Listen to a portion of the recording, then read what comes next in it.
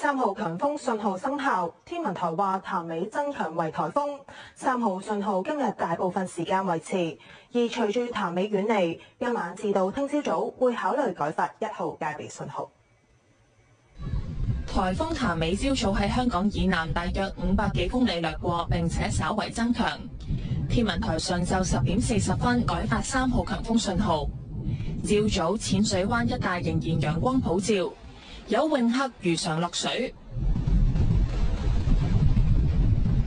天文台預料潭尾會向西移動，移向海南島以南海域，但隨後移動路徑仍然存在變數，有機會轉向偏東方向，再次橫過南海中北部。